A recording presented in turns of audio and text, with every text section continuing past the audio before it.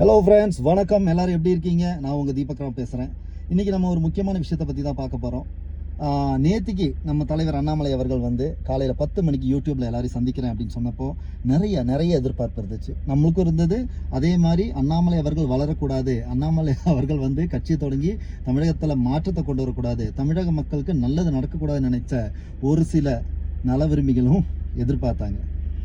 எனக்கு 10 மணி வந்து இவர் சொன்ன விஷயங்கள்லாம் பார்க்கும்போது நிறைய விஷயம் நான் இம்ப்ரெஸ் பண்ணிச்சு. 1 2 எல்லாம் கிடையாது, நிறைய விஷயம் நான் இம்ப்ரெஸ் ஆனேன்.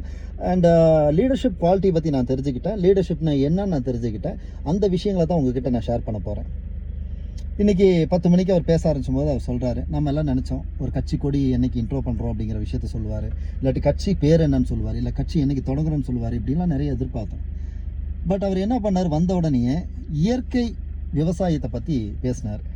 கரெக்டாக அதே மாதிரி நம்மளோட கிளைமேட் எப்படி சேஞ்ச் ஆயிருக்குன்னு சொல்லி சொன்னார். அதாவது ரொம்ப ஹீட் அதிகமாக இருக்குது, ஸோ விவசாயம் பாதிப்பு அடைஞ்சிருக்கு, தண்ணி இல்லை, வறட்சி, இந்த மாதிரி நிறைய விஷயங்களை சொன்னார்.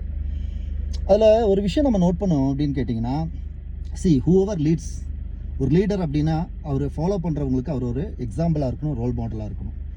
ஏன் நிறைய பேர் கேட்பாங்க, ஏன்டா சம்மந்தமே இல்லாமல் அண்ணாமலைஜி வந்து இன்றைக்கி விவசாயத்தை பற்றி பேசுகிறாரு, எதுக்காக அவரோட தோட்டத்தை காமிக்கிறாரு, அவர் என்னென்ன பண்ணிட்டு இருக்காரு காமிக்கிறாரு அப்படின்னு நிறைய பேருக்கு டவுட் இருக்குது. இங்கே தான் வந்து மற்றவங்களுக்கும் நம்மளுக்கும் ஒரு வித்தியாசம் இருக்குது. நான் என்ன பண்ணிகிட்டு இருக்கேன், நான் இயற்கை விவசாயத்தை ஆதரிக்கிறேன். இயற்கை விவசாயத்தை வந்து அதிகப்படுத்துறதுக்கான என்னோடய முயற்சிகள்.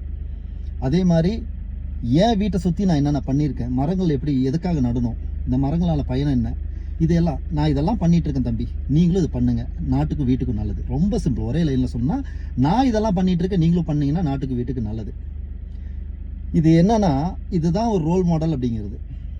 ஒரு தலைவர் வந்து ரோல் மாடலாக இருக்கணும்னு சொன்னேன் இல்லையா, இதுதான் ரோல் மாடல். தலைவர் எவ்வழியோ தொண்டன் அவ்வழி. அப்போ தலைவர் நல்ல விஷயம் பண்ணும்போது நம்மளும் அந்த நல்ல விஷயத்தை பண்ணுவோம். கரெக்டாக. ரெண்டாவது என்னன்னு கேட்டிங்கன்னா, அவர் தெளிவாக சொன்னாலும் வீதி லீடர்ஸ் அந்த ஆர்கனைசேஷன் வந்து தொடர்ந்து எதுக்காகன்னு கேட்டிங்கன்னா, நிறைய பேருக்கு பயிற்சியெல்லாம் கொடுத்து நிறைய பேருக்கு வேலை வாய்ப்புகளை உருவாக்கி அந்த மாதிரி அந்தந்த பகுதியில் கரூரில் தொடங்கி அப்படியே ஒவ்வொரு பகுதியும் அப்படியே ஸ்ப்ரெட் ஆகுது. எல்லா இடத்துலையும் வேலை வாய்ப்பு கொடுக்குறாங்க, பயிற்சி கொடுக்குறாங்க, எல்லாம் பண்ணுறாங்க. இவரோட இந்த மாஸ்டர் மைண்டு இது ஒர்க் அவுட் ஆகுது இல்லையா. எந்த ஒரு இண்டிவிஜுவலாக இருந்தாலும் என்ன பண்ணுவாங்கன்னா, அது மூலிமா ஒரு விளம்பரத்தை தேடுவாங்க. கரெக்டாக இல்லையா. ஆனால் நம்மளால் என்ன பண்ணியிருக்காரு, இந்த இஸ்லாமிய சகோதரிகள்லாம் அதில் நிறைய பயிற்சி வகுப்பு வராங்க, அவங்க ட்ரைனிங் முடிச்சிடுறாங்க, அவங்களுக்கு சர்டிஃபிகேட் கொடுக்கணும். அந்த அன்னைக்கு பர்பஸாக இவர் அவாய்ட் பண்ணுறாரு. என்னடா இவர் பர்பஸாக அவாய்ட் பண்ணியிருக்காரு அப்படின்னு யோசிச்சிங்கன்னா, அந்த இடத்துல தான் அவர் யோசிக்கிறார். என்னன்னா, அந்த டைமில் அவர் வந்து ஒரு அரசியல் அமைப்பில் இருக்கார். நாளைக்கு இஸ்லாமிய சகோதரிகள் வந்து ட்ரைனிங் முடிச்சு வெளியே போகும்போது அவங்க என்ன ட்ரெயினில் கற்றுக்கிட்டாங்களோ அந்த விஷயத்தை